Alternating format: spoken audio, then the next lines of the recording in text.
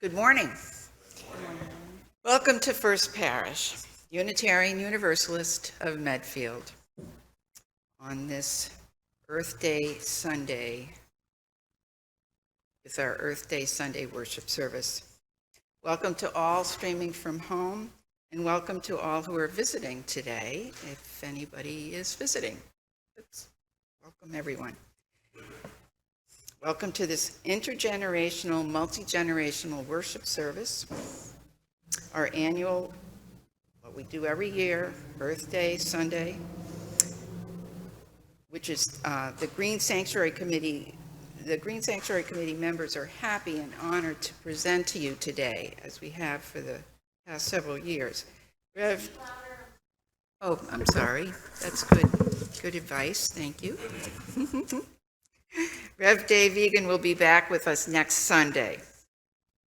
We hope you will stay for social hour downstairs following the service. This congregation was first gathered in 1651.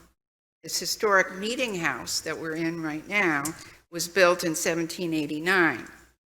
All three of our meeting houses have been built on the same spot, which was, and still is now, unceded ancestral land of the Nipmuc Nation.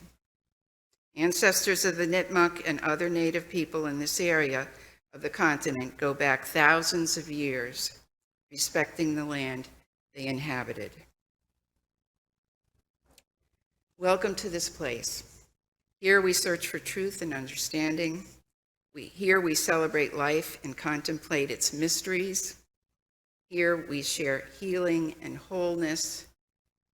So whoever you are, wherever you come from, whomever you love, we welcome you to this congregation. And we'll now have the chalice lighting, our chalice lighting. Our chalice, flaming chalice, is a symbol of Unitarian Universalism, and Margaret Rolfe is leading us.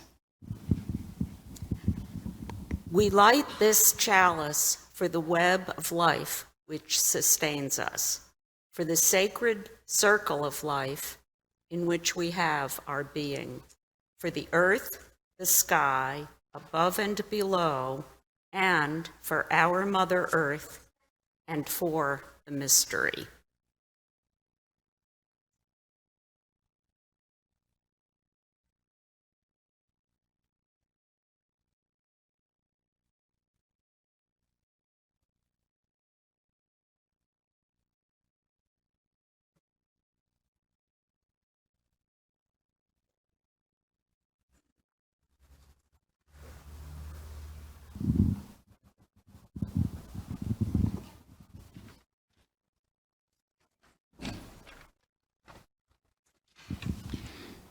Good morning, everyone.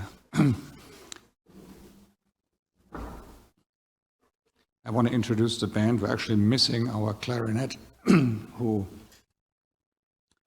we haven't heard from. We hope things are okay. So we sound a little thinner, but I think we'll still be okay. So Cayenne, Shirley, Madeline, Katrin, Thea, myself, Fritz, are the band. And today we're going to play two folk dances for you, a Scottish one with an unpronounceable name. It's pronounced Cricul Crea, not how it's spelled. We're going to play that first, and then we're going to play a Russian folk dance called Troika. I have to explain what a troika is. A troika is a horse-drawn carriage or sled with three horses, hence troika. And if you listen carefully in the second half of the song, you will hear the horses' feet, hoofs, clopping.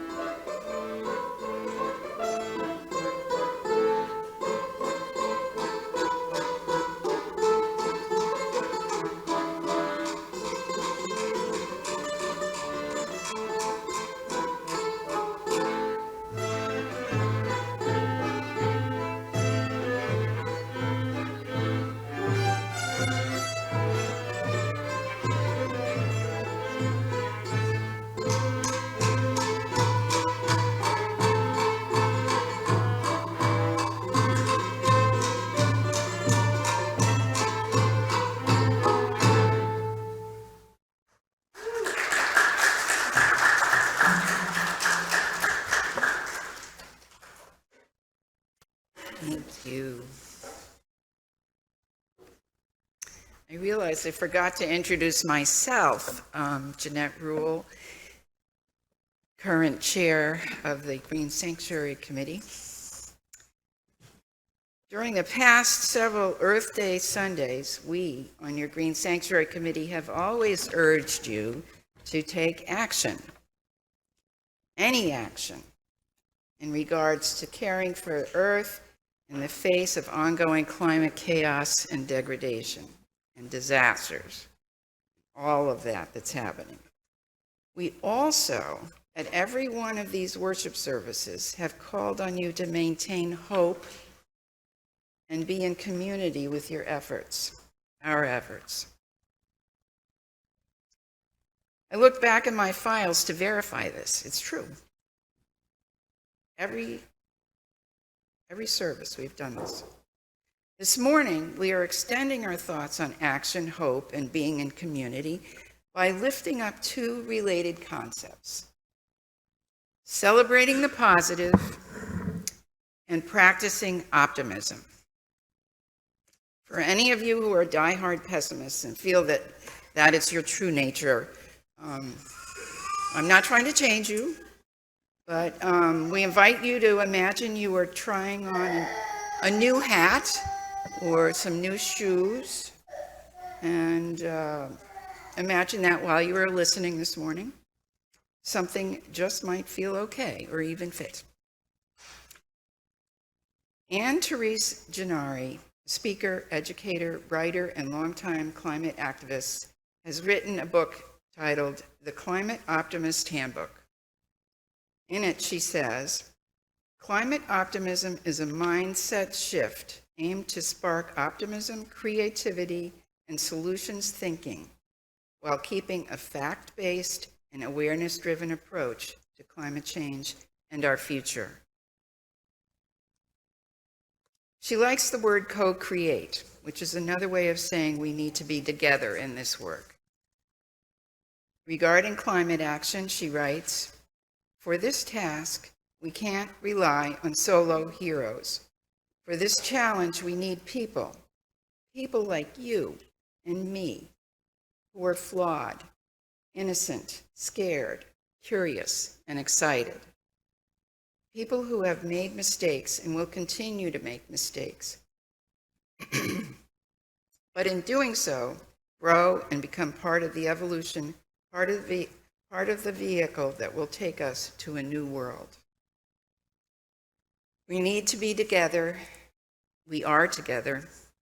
Let us worship together.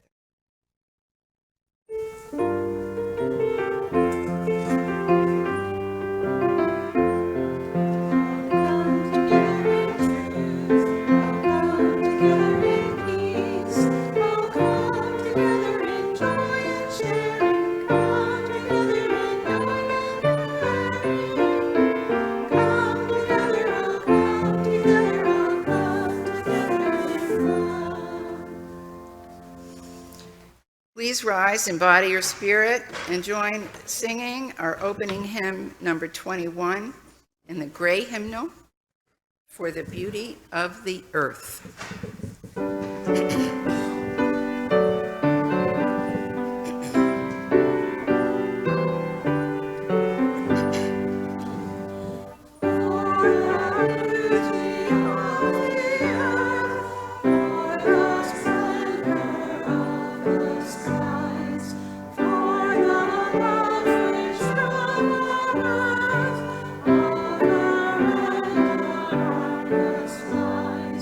Source of all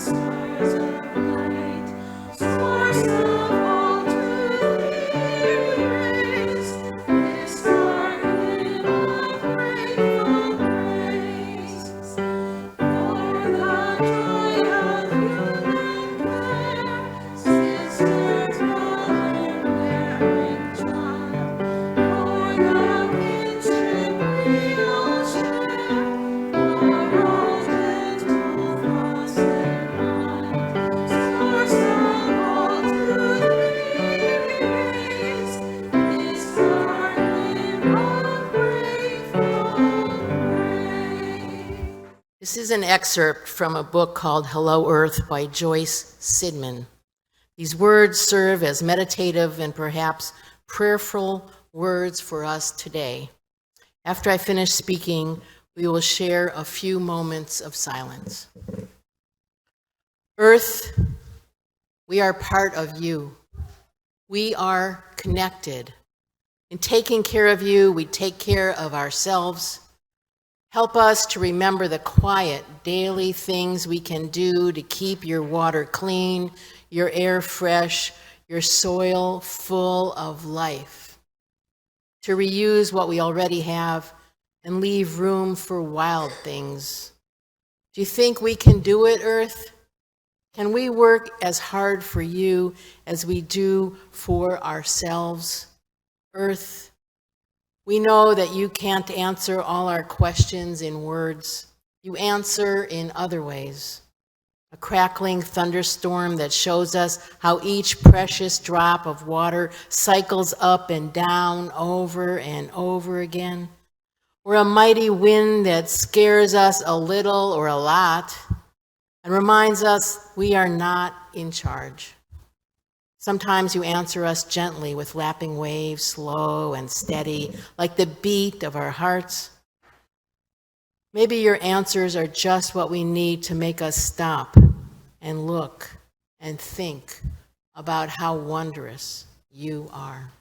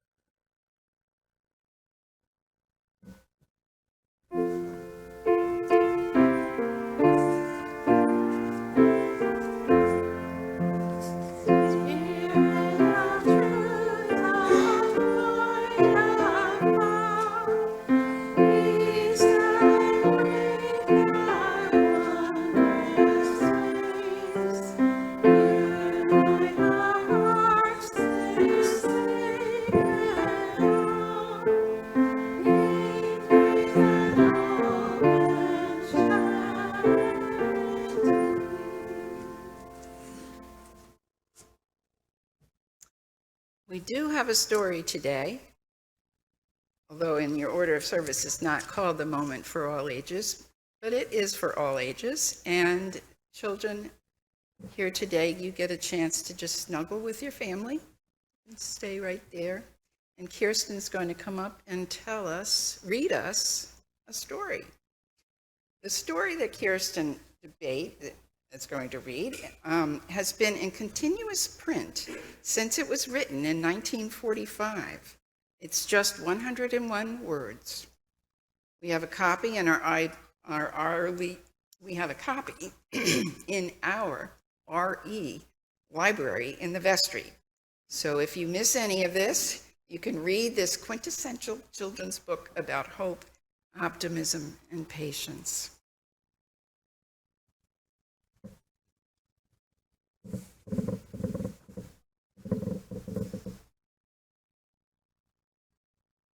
Good morning. The Carrot Seed by Ruth Krauss. And there are lovely pictures by Crockett Johnson, so you'll have to wait to look at those yourself. A little boy planted a carrot seed. His mother said, "I'm afraid it won't come up." His father said, "I'm afraid it won't come up." And his big brother said, "It won't come up." Every day, the little boy pulled up the weeds around the seed and sprinkled the ground with water. But nothing came up. And nothing came up. Everyone kept saying it wouldn't come up. But he still pulled the weeds around it every day and sprinkled the ground with water. And then one day, a carrot came up, just as the little boy had known it would. Most of the news reporting about climate change and environmental degradation is stark and fear-inducing, making us feel helpless and hopeless. But there are many examples of actions to be celebrated, some of which we want to share with you today. We will begin with some news from around the world. Newsflash. In Europe, more than 2,000 older women in Switzerland brought a case against their government at the European Court of Human Rights, arguing that the heat waves from climate change undermine their health and quality of life. It's the first time the court has ruled on climate litigation. It found that Switzerland's failure to address the climate crisis was in violation of human rights, a ruling that could have a ripple effect across the globe. In southern India, farmers are turning to natural farming methods to bolster crop resilience. They use organic materials for fertilizers and pesticides rather than previously used chemicals. This enhances soil water retention and helps crops survive extreme weather. Also in India, a collective effort of over 100 villages in West Bengal has reforested a region that has been almost completely denuded of trees, whose water table had fallen so deep that no wells could be drilled, and whose barren soil could retain no water. Now, over 5,000 acres are deeply forested with native trees that provide fruit, mitigate heat waves, and contribute to water retention. And in Brazil, where the Amazon has been plagued by deforestation, the government is now taking some action. Armed environmentalists are combating illegal mining in the Amazon. Their operations, supported by President Lula da Silva, target the destruction of the illegal miners' camps and equipment. Deforestation has already slowed down as a result of this government intervention. In Uganda, the Mabera rainforest is the largest remaining block of semi-evergreen rainforest in the Victoria Basin. Its greatest threat and the chief driver of deforestation has been the production of charcoal, which is used for heating and cooking by people living in the forest. However, now women are leading and participating in a training course, learning to craft and cook with charcoal briquettes made from organic waste, mostly food scraps, parts of a grassroots conservation effort led by women.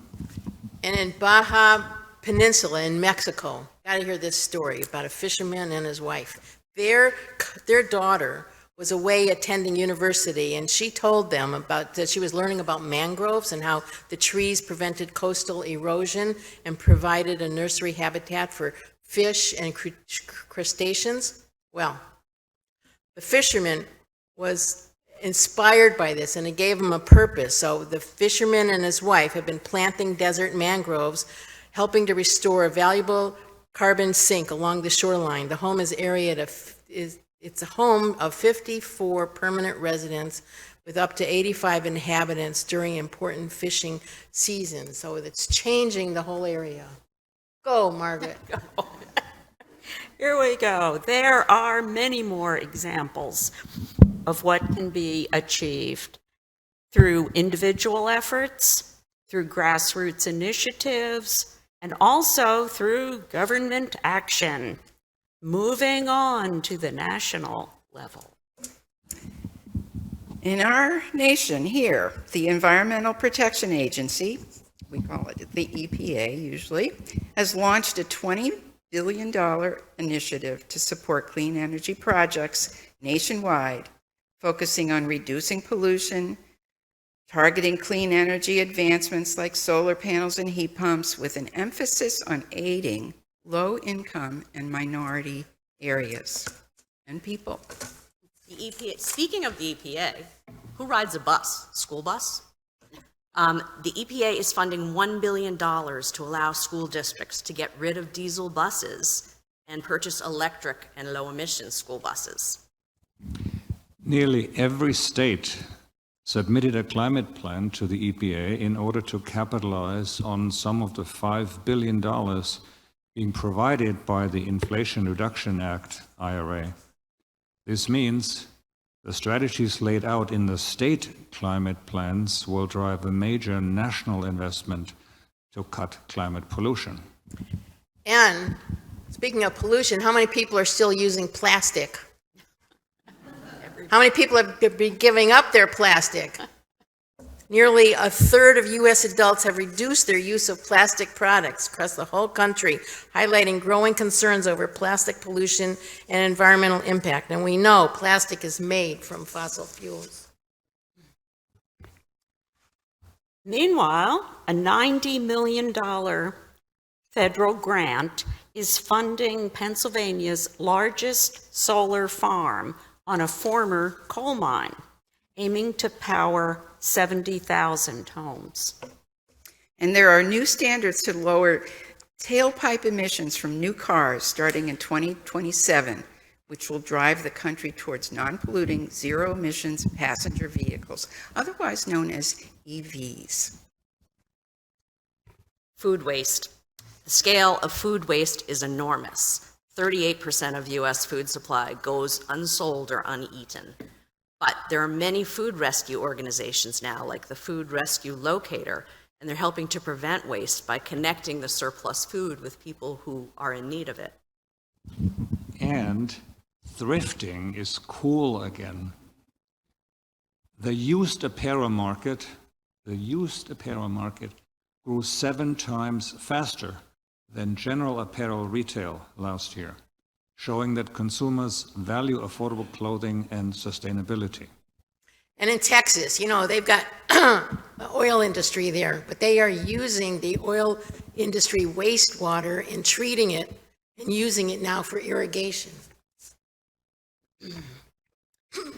And moving to San Francisco, the South Bay Salt Pond Restoration Project will reclaim 15,000 acres of shoreline from 150 years of commercial salt production and return it to tidal wetland for local and migratory birds and endangered wildlife. Across the country, state and local governments have initiated legal action against fossil fuel companies, alleging that their activities have significantly contributed to climate changes and are demanding compensation for damages and adaptation costs. Make them pay. Is anyone familiar with that 150-year-old banyan tree that was scorched in the Maui wildfires? Well, we just recently heard it's sprouting new leaves, so it may well survive. Just like the carrot seed. Exactly. Before moving on to the state level, let's acknowledge that states are part of regions, and regions make up our country, and that climate change and the environment as a whole do not recognize human-made map borders. So I'm going to start with New England. Coal is the fossil fuel with the most greenhouse gas emissions, and guess what? By 2028, New England is going to be completely coal-free. Yay! In Massachusetts, the Commonwealth has an Executive Office of Energy and Environmental Affairs, headed by Secretary Rebecca Tepper. It's the only cabinet-level for a state, the only state with a cabinet-level office that oversees both environmental and energy agencies. This month, our state, Massachusetts, became the first state to require, quote, analysis of cumulative impacts for air quality permits near environmental justice populations. This is a mouthful, but it's also very important. And downstairs after the worship service, you're going to be able to take an action related to this information. It means that air pollution that has happened in the past in an area, such as Springfield or Boston or Lawrence or Lowell, Brockton, is taken into account when facilities are seeking air emissions permits. Before this, companies who produced emissions, greenhouse gases and so on, simply kept locating or expanding in the same areas that already have air pollution problems. What is also notable in this concept is environmental justice populations are finally being recognized. Yes, climate justice. Our state also has a climate chief here in Massachusetts. On the first full day of her administration, Governor Maura Healey signed an executive order establishing this new position of climate chief and creating an office of climate innovation and resilience within the governor's office. Melissa Hoffer is her name.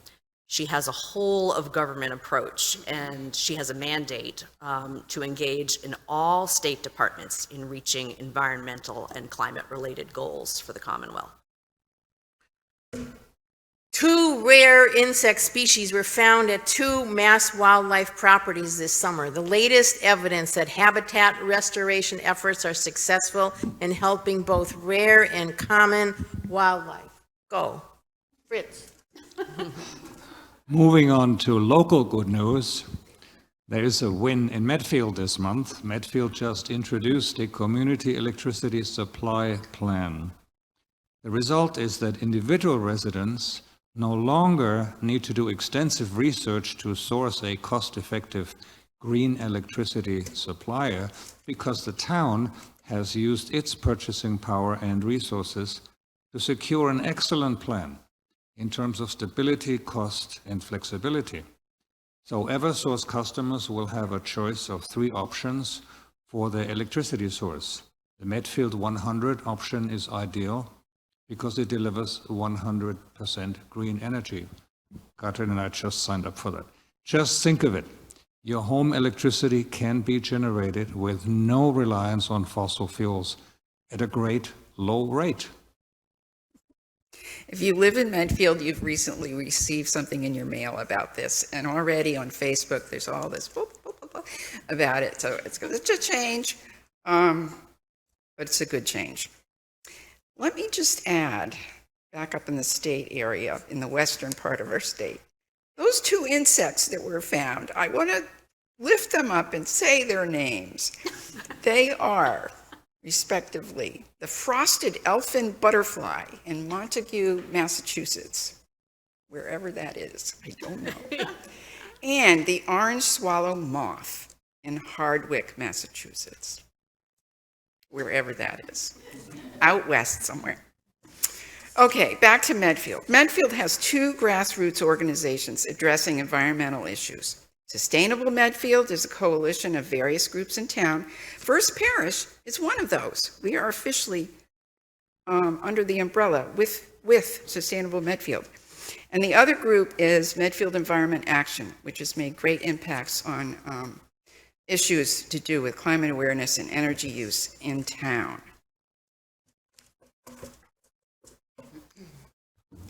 Many of the members of First Parish are from other towns, and good things are happening there as well. For example, when it comes to community choice electricity plans, which Jeanette and Fritz were just describing for Medfield, Walpole, Westwood, Millis, and Dedham already have these plans in place, providing up to 100% renewable electricity. And there is a ripple effect. Consider that the more individual residents opt for 100% renewable and increased demand, the faster our clean energy grid will expand. Now, let's talk about those local building stretch codes for all new construction and major renovations. Stretch? What are they? Oh, I'll let you know. Stretch. Way back in 2009, before I moved here, Massachusetts towns and cities started adopting what's known as the stretch code that makes requirements for increasing energy efficiency in building construction. Now you know. 14 years later, today, 300 of Massachusetts' 351 towns and cities have adopted the stretch code, including Medfield, Walpole, Dedham, Dover, Westwood, and Norfolk. But this is no longer enough. You are right, Thea. It is not enough. The old stretch code wasn't prompting change quickly enough for our climate goals. So in 2022, Massachusetts adopted a new, more stringent municipal opt-in specialized building code that more effectively addresses our state and local climate goals and will keep towns on target for actually achieving net zero emissions. So far, 29 towns and cities have adopted the new specialized energy code, with several more in the process. Sherborne and Norwood have already adopted the new code. This is something to pay attention to in your town. Is the specialized stretch code being considered? Are there efforts to get your town to opt in to the code? And what about solar power in our local area? Medfield and many of the towns around us now have solar panel arrays on municipal properties and are looking to increase these as a source of renewable energy for those towns. And these stretch codes, isn't this because Massachusetts has a net zero goal? Yes, we didn't even mention that in Massachusetts. We do. Yay, so all the towns are working toward them. So, as you have heard, there's lots to celebrate, to feel positive about, even reasons to be optimistic in the face of climate chaos and environmental degradation. There is also much to do. And when you go downstairs during the social hour, there's an opportunity to take action. And of course, there is much more. And we've just updated our FPUU website, and you can get more information there as well. So we, your Green Sanctuary Committee, hope you engage and put your faith into action.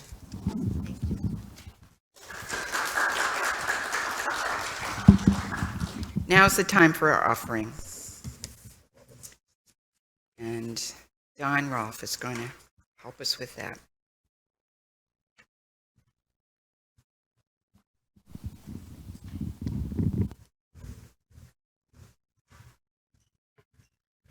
Well, this is the Sunday where every year we celebrate our seventh principle, celebrating the interdependent web of all existence. In that spirit, the offering today will be shared between us and the Mass Climate Action Network, realizing that it is our presence, our action, but also our financial support which makes everything work. We hope you'll be generous today. Good morning. I'm going to be singing a song by Linda Worcester. She's a Massachusetts resident and a musician.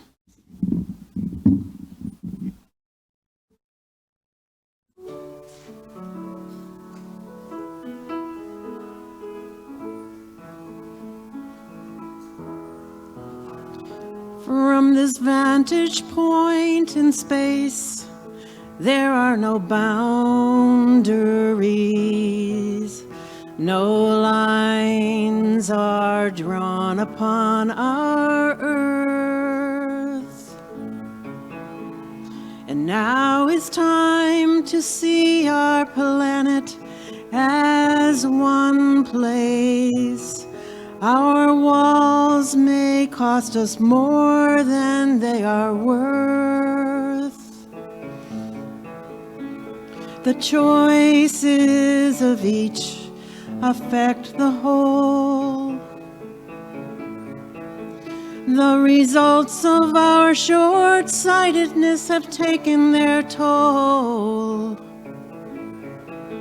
Should the spoils of our greed really be our goal? From this distant view of Earth, she is so beautiful. Blue and white, she peacefully spins. Her suffering appears only as we move closer. But if we heal her now, everybody wins. We can't continue to pollute what we are breathing and eating or drinking with things like cutting down a rainforest. What can we be thinking? Even with our fears, we must learn to trust the linking.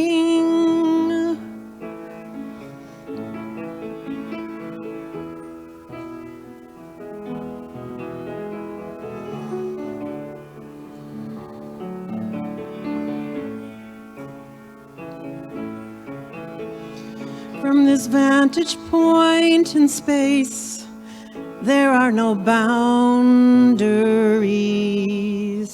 No lines are drawn upon our earth.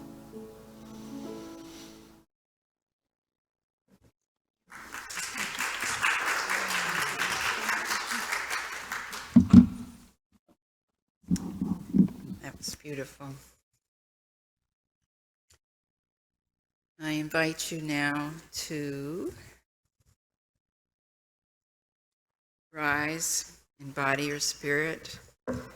After you find your hymn first, find it in the Teal hymnal, number 1064, Blue Boat Home.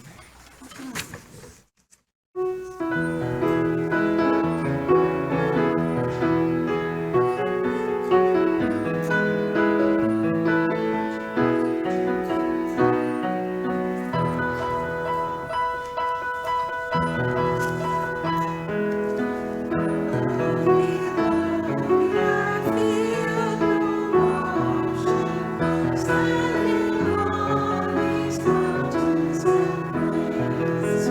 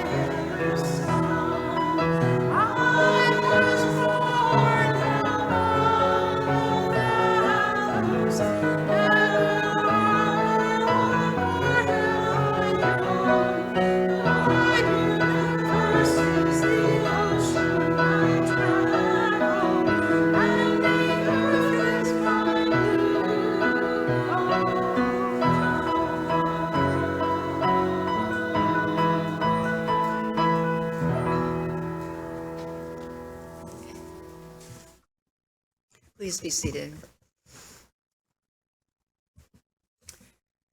We will have a prayer to end our worship service. These are words from Reverend Daniel Lawler. Spirit of life and love, bigger than the universe, smaller than a grain of sand, be with us in the quiet and noisy hours, in our rituals, in our gatherings, in our tears, accompanying us in action. Help us to be present with this more than human world, inspiring care and love in the face of pain and suffering, this spring and the springs to come, through the power of love unfolding. Amen.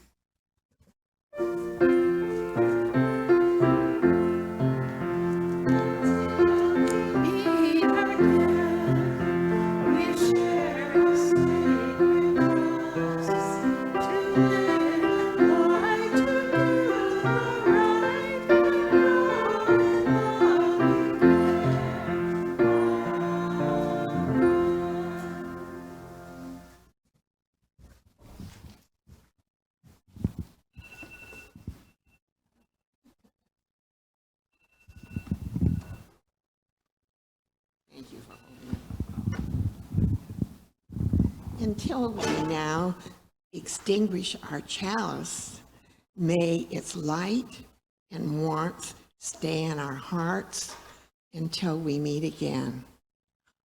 Our worship has ended. Now our service begins.